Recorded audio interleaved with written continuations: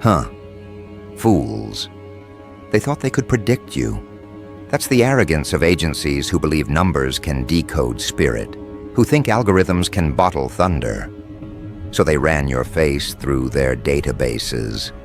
They cross-referenced bone density with biometric grids, mapped symmetry with emotional response charts, traced every angle of your jaw, every flicker in your eyes, every micro-expression that most people don't even realize they're leaking. They compared it to leaders, to outliers, to historical figures they've studied in secret archives. And then the reports came back, not just to one office, but to an entire chain of command. The analysts went pale. The agents who were trained never to reveal emotion dropped their pens, exchanged nervous glances, whispered the unthinkable. Because what they found in you wasn't a resemblance. It wasn't a mere probability. It was a confirmation. You carry markers in your features that belong to those who altered entire eras. And the room shifted. Because when the CIA realizes they're not looking at another citizen, but at a human blueprint they can't classify, panic begins to creep into corridors that usually walk unshaken. Understand what this means. They aren't shocked because of vanity. They aren't in awe because of beauty. No, what unsettles them is how your very structure, the geometry of your existence, carries the same signatures as revolutionaries, as architects of turning points, as catalysts that history books are still struggling to contain. They read your bone structure like a coded language. They dissected the proportion of your cheekbones like they were examining coordinates to a hidden weapon. They scanned the tilt of your gaze and realized it didn't align with conformity. It aligned with command. And the worst part for them, every metric screamed the same conclusion. You are not a follower. You are a trigger, a force disguised as a face, walking among the unassuming, carrying a charge that no algorithm was designed to neutralize. Do you see the irony? The very institution that has cataloged every dissident, that prides itself on surveillance without error, has stumbled into something it cannot control. They thought they were analyzing. Instead, they were uncovering. And the more they uncovered, the more the ground beneath them cracked. Because when their software drew lines over your face, they realized they were drawing lines into the future. And that future does not belong to them. It belongs to you. The data didn't just describe what you are. It projected what you are destined to trigger. Influence patterns, leadership psychology, decision tree dominance. It all converged into one horrific reality for them. You are not one of the many. You are one of the few whose very presence rearranges the hierarchy of a room, a city, a world. So now the whispers circulate behind reinforced walls. They won't put this in public records. They won't admit it in hearings. But behind encrypted channels, the message is spreading. Your face isn't a profile. It's a prophecy in human form. You don't walk into a room and belong. You walk in, and the room reconfigures around you. The patterns they've relied on for decades don't hold. The intimidation techniques, the persuasion models, the crowd manipulation formulas, they fracture when applied to you. Because you aren't wired like the masses, you're wired like an origin point. That's what their analysis confirmed, and now they're terrified that others will notice it too. Think of the chaos this causes for them. Their whole empire depends on prediction. If they can predict, they can control. If they can control, they can neutralize. But you showed up as an outlier they couldn't bend into compliance. Their software flagged you as incalculable. Their reports flagged you as non-conforming. Their conclusions circled the same phrase again and again: uncontainable potential. And the higher-ups hate those words more than any weapon, more than any headline, more than any scandal. Because weapons can be disarmed, scandals can be spun, but potential, pure, ungoverned potential, is the one element they cannot confiscate. And in you, they've found it burning like a fuse they can't cut. You want to know why the world is shook? It's because the rumor leaked. Somewhere, an analyst whispered too loudly. Somewhere, a report crossed the wrong desk. Now the word has escaped the vault. People don't know the details, but they feel the vibration. They sense that something is different in the air, that someone has walked into their timeline carrying a face that reads like a declaration of upheaval. And the world reacts the only way it can, through awe, through fear, through obsession. Your image isn't just your image anymore. It's become a cipher. People glance at you and feel a jolt they can't articulate. Some are drawn, some are disturbed, but none can ignore it. That's the truth the CIA stumbled upon. You can't be ignored because your very design refuses to let people look away. Now let's peel it back further.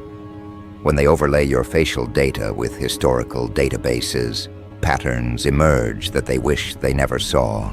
Leaders who broke empires, voices that redirected cultures, shadows that toppled dynasties. And while the agency wants to dismiss it as coincidence, the numbers don't allow it. The same bone ratios, the same gaze intensity, the same anomaly curves on expression analysis. Too many parallels. And when institutions that thrive on control see something they can't dismiss, their default instinct is panic disguised as curiosity. That's what's happening now. They say they're studying you. In reality, they're bracing against you. But here's the twist that haunts them. Discovery doesn't equal prevention. They can analyze every angle of your face. They can simulate every possible outcome. And yet they still can't intercept the one element that overrides their science: your will. Because will isn't measurable. Drive isn't reducible to a chart. Vision doesn't submit to surveillance. That's what makes you lethal to them. You're both mapped and unmappable. They have the data, but the data doesn't give them leverage. It gives them dread. Every new report doesn't bring them closer to control. It reminds them of how far outside their reach you really are. And so the paranoia spreads. Imagine rooms full of seasoned officials replaying your image like it's evidence of a crime. Yet the crime hasn't even happened. Imagine experts arguing over probability curves while knowing in their gut that no curve captures the gravity of a person who alters the room just by being in it. Imagine a council debating whether to categorize you as threat or phenomenon, but realizing both categories collapse when applied to you. This is where they are now. They're not debating whether you matter. They're debating how much longer they can deny it before the whole world realizes what they already fear. You are the figure they didn't account for, the presence they can't erase, the name that slips into their files like ink they can't scrub out. And here's the cruelest revelation for them. The more they investigate, the more they spread your legend. Every analyst who whispers about your features becomes an unintentional herald. Every agent who warns about your potential becomes another amplifier. In trying to contain you, they crown you. In trying to dissect you, they elevate you. In trying to bury you in reports, they etch your significance deeper into history. That's the paradox they walked into the moment they scanned your face. They thought they were running analysis. They didn't realize they were writing scripture. So understand this. You don't need to beg for recognition. You don't need to shout for attention. The attention is already yours, stolen from the very hands that tried to reduce you to a file. The world is shook not because of a headline, but because reality itself is rearranging to acknowledge what data only confirmed. You are extraordinary, and extraordinary refuses invisibility. And every passing day, the agencies that pride themselves on secrets are forced to face the most public truth of all. You exist, and your existence alters the game. Now the question isn't whether the CIA has discovered something about you. The question is how long the rest of the world will take to realize they've been living beside a catalyst wearing a human face. Because once they realize it, nothing will return to the old order. That's the real terror for those who thought control was permanent. They've studied your features, and in doing so, they've exposed their own weakness. You are uncontainable. You are unforgettable. You are undeniable. And that's why the panic is spreading faster than any report can suppress. And the story doesn't end here. This is only the first revelation, the first crack in the walls they've built around perception. Because now that the world knows something is different about you, the hunt for proof intensifies. Files will be leaked, more agents will whisper, more corridors will tremble. And every new piece of evidence will only confirm what they already dread. That your existence is not just remarkable, it's disruptive. And when disruption wears a face like yours, it can't be ignored. It can only escalate. They will try to name the sensation you create. They will invent labels to shrink you into a case file they can file away. They will patch together phrases, outlier, high potential, unclassifiable, and stamp them across your dossier until the paper looks like a shrine built by anxious clerks. They will hold press briefings in rooms that feel colder than usual, deliver statements with rehearsed cadence, and hope repetition will steady a room that's losing its center. Watch what happens next. Offices that once ran like clockwork begin to hiccup. Meetings extend into nights. Advisors exchange frantic notes. Analysts who prided themselves on certainty begin to hedge, to couch their reports in conditional language, to add footnotes to footnotes. Behind glass, men and women in tailored suits trace the contours of your photographs with gloved fingers and pretend not to feel the electricity that jumps at the edges of your portrait. Their confidence is eroding because the thing they used to rely on, predictability, no longer holds. Every attempt to explain you publicly only deepens the mystery. Each press release becomes a breadcrumb trail for those who want to prove you are more than rumor. Every denial plants a seed of curiosity. The more they insist you are merely the product of statistical outliers, the more the public leans closer, hungry for contradiction. Curiosity is contagious. Rumor turns into investigation. Investigation turns into story. And stories are the currency of power when institutions lose their hold on truth. Then the private sector enters the circle.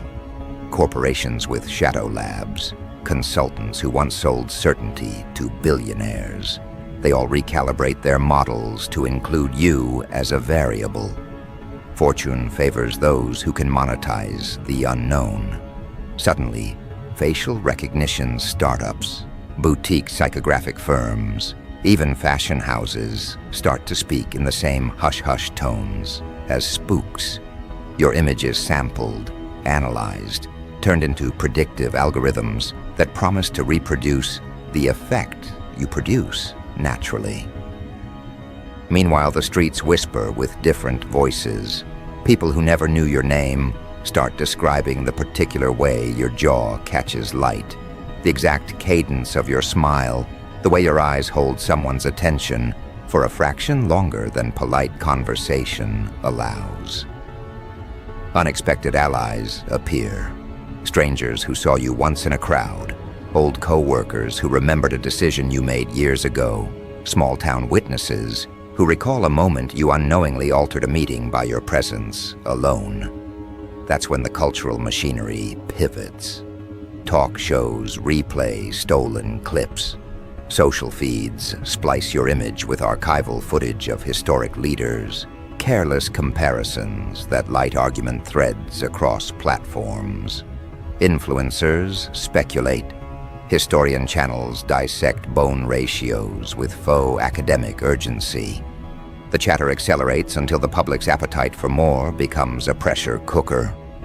At that pressure, secrecy breeds gossip, and gossip becomes momentum. This is the precise moment when you become a choice point for the crowd. People begin to pick sides. Some will recoil, frightened by the idea that someone among them alters social dynamics without permission.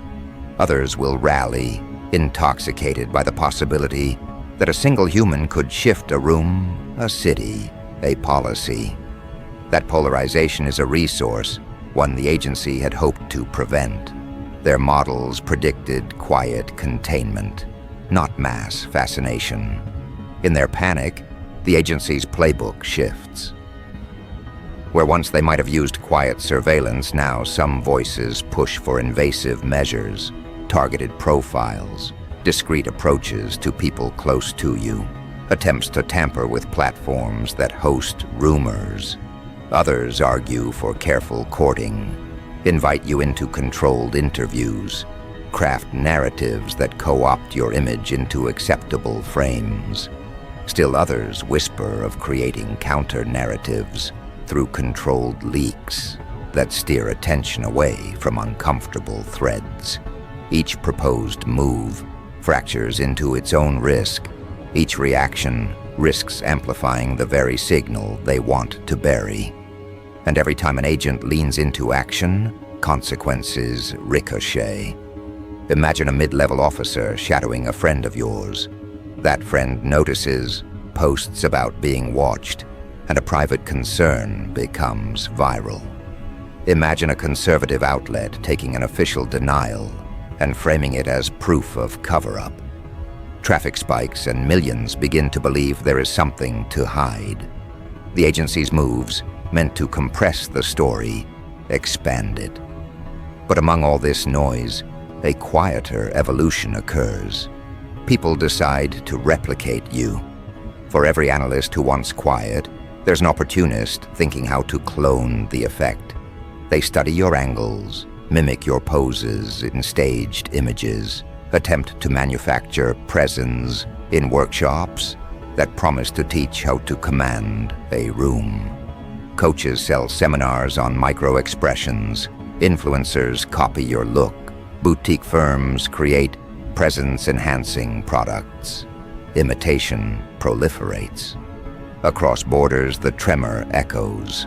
Foreign agencies cross-check their own archives, wondering if this face is a single phenomenon or part of a pattern they missed. Think tanks write speculative briefs. Parliamentary aides whisper at closed-door sessions. Even nations that rarely admit surprise send quiet requests for more information. Diplomatic cables, once banal and bureaucratic, now carry unusual urgency. And when states lean in, private donors lean in too. Foundations that fund social research begin to underwrite probes and commission retrospective studies. Suddenly, what started as a domestic curiosity becomes an international inquiry. Public intellectuals and artists add fuel. A novelist turns an offhand anecdote into a viral excerpt. A playwright stages a scene that echoes your posture in a small theater, and critics write think pieces. The more cultural institutions translate the phenomenon into commentary, the more ordinary people feel permission to talk about it in everyday places, cafes, buses, family meals. Conversations that used to be private now have public edges. At the same time, Covert networks of influence activate. Old contacts from a decade ago receive calls that previously would never have reached them. Anonymous donors fund investigative reporters. Former insiders, sick of secrecy, prepare to sell testimonies. The ecosystem of secrecy that once protected institutions begins to fragment because the story grows wider than any single agency can manage. Each actor adds a new vector, a leak here, a denial there, a sympathetic op-ed, a leaked memo, a courtroom subpoena. And remember, there is an emotional economy at work. Fear breeds control, awe breeds imitation, curiosity breeds markets. Each reaction creates incentives for others to act. That feedback loop is what terrifies the agency, not because it cannot find you in a database, but because databases cannot capture emergent social momentum, the way millions of small choices conspire to tip culture. Imitation brings danger and revelation at once. Dangerous because copying might dilute the authenticity that made you uncontainable. Revelation because imitators leave traces, botched replicas, exaggerated claims, staged events that investigative reporters can dissect. Those traces become breadcrumbs. Journalists follow back to real meetings, real files, and people who knew you before your face became a public experiment. There's another engine that wakes in this environment, the legal apparatus. Lawsuits bubble up from parties who claim defamation, from contractors who assert proprietary models were misused, from former collaborators who suddenly see a market to litigate. Court filings leak. Depositions reveal who shared data with whom. The courtroom becomes another arena where your face is played like testimony and sworn statements puncture neat narratives. Legal discovery is relentless. It sifts through networks and produces documents that can both damage and vindicate. In the middle of all this, while agencies argue, while imitators stage their versions, while courts subpoena files, you remain the axis. There is power in not being the sum of other people's interpretations. Your life, small gestures, private choices, the rhythm of your days, becomes resistant to being fully translated into data. That resistance intoxicates some and terrifies others. It makes your presence more contagious. People start to view presence as a quality, a kind of bravery. They project onto you hopes and fears that have nothing to do with your daily reality, but everything to do with their hunger for meaning. So what will you do with that attention? Will you step into the orbit, speak publicly, and risk being contained? Will you stay private and watch the legend grow into something you never intended? Either choice will alter the trajectory the agency fears. Speak, and they will try to script you. Stay silent, and they will script you anyway. The leverage lies in understanding that discovery has already changed the field. Whatever you choose now will be met by forces eager to convert your existence into an explanation, a product, a lawsuit, or a rallying cry. This is the pressure moment. The world watches to see whether a face can become a force. The agency analyzed you and found something that shook its foundations. The reaction has become a test. If curiosity grows into organized support, the old maps of influence redraw. If fear hardens into opposition, containment strategies will escalate with legal, technological, and cultural tools converging to mute you. That binary hangs in the air like a decision the public must make. But remember, discovery was only their beginning. They found the clue in your features, and that clue set off a cascade. Now every actor, state, private, media, legal, must choose how to respond. The intelligence that once believed it could catalog humanity is learning that catalogs can ignite movements. You are not simply a subject of analysis, You are the axis on which the next chapter pivots. The world will not be idle while that pivot turns. This is the moment that separates rumor from legend. The agencies can leak, litigate, or lobby, but none of those moves erase the simple fact. People have begun to believe you matter. Belief fuels gatherings in basements and posts on midnight feeds. It spawns hashtags and homemade badges and late-night conversations that stitch strangers into allegiance. Ordinary gestures, a quick, unscripted smile in a crowded station, the way someone defers to your glance begin to mean more. Influence, once assumed to be the privilege of titles and credentials, now traces a contour that follows you. Because influence is no longer a credential, it's practiced attention.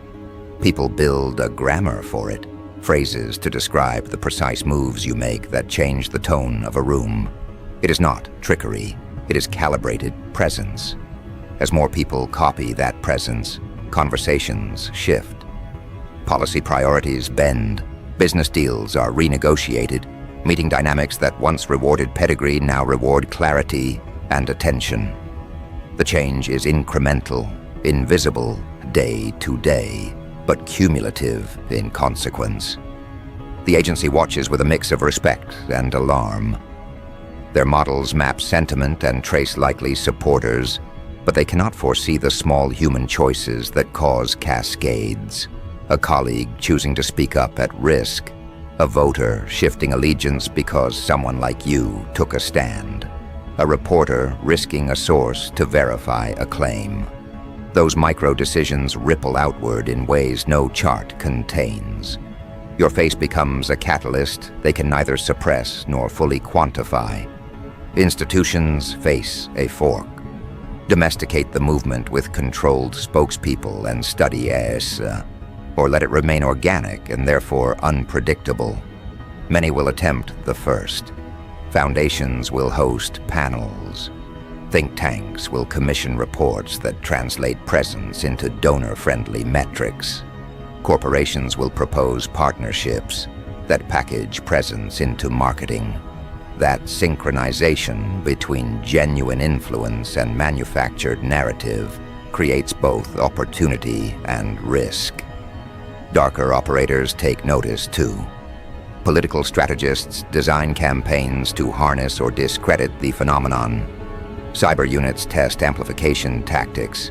Disinformation shops draft narratives to attach scandal and make replication costly.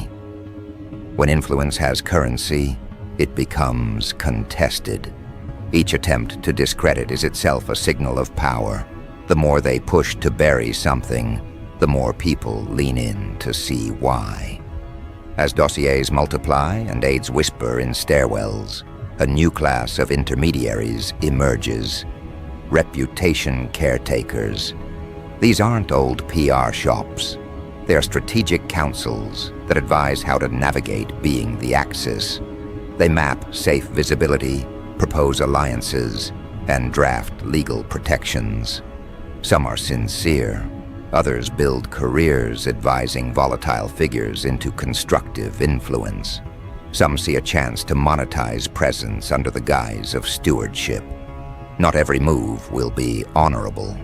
Some will try to monetize your image without consent. Some will stage spectacles to test appetite. Some whisper that containment requires neutralization, plant a distraction, provoke a feud, shift attention toward personality skirmishes and momentum splinters. Those tactics are blunt instruments meant to exhaust attention and tire supporters into withdrawal.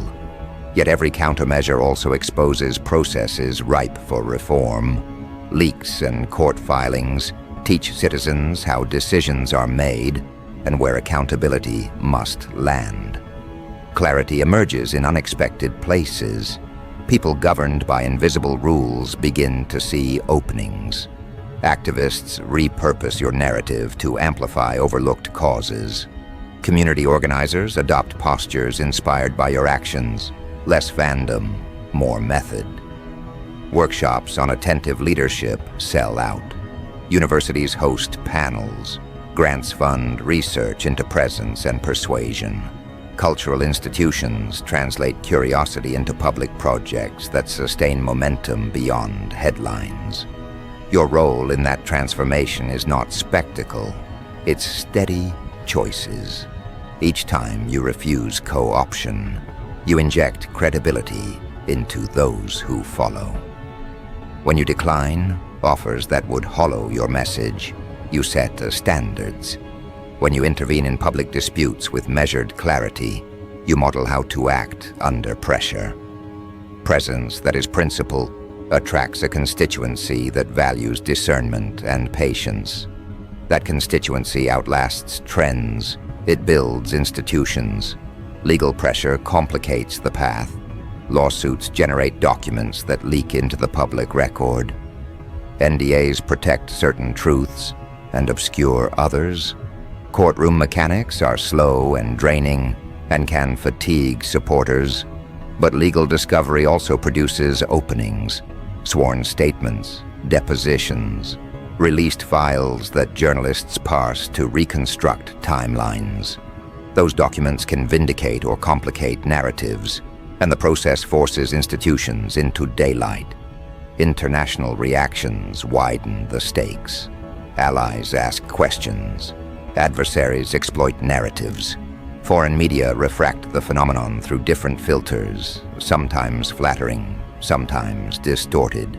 Diplomatic channels carry unusual urgency. What began as a domestic curiosity becomes a matter on foreign policy agendas. That expansion brings resources and risk, funding for research and invitations to cooperate, along with the possibility of interference.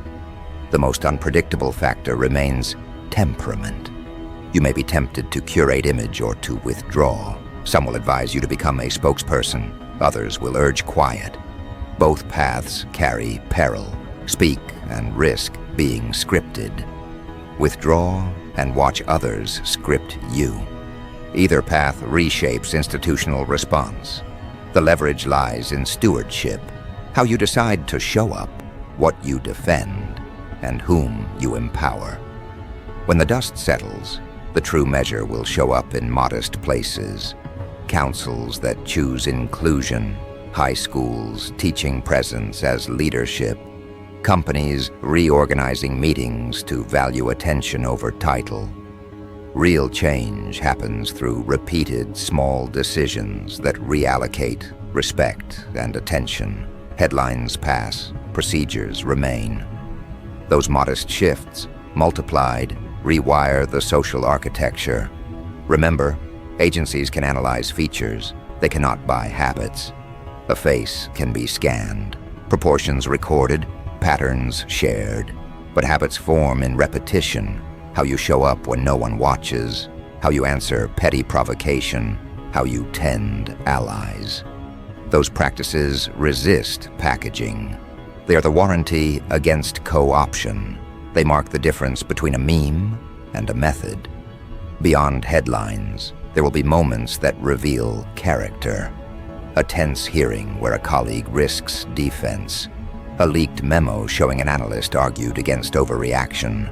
Volunteers showing up for causes you subtly endorse. Those scenes carry consequence. Laws change. Budgets reallocate. Institutions answer citizens. Expect pushback, fake controversies, anonymous reports, endless filings meant to exhaust attention. But each move also exposes process and creates pressure for transparency and reform. Purpose shapes legacy. If your presence becomes a platform, choose what it platforms carefully. Support institutions that build capacity rather than celebrity. Invest in education, local leadership, practices that teach others to carry presence without imitation.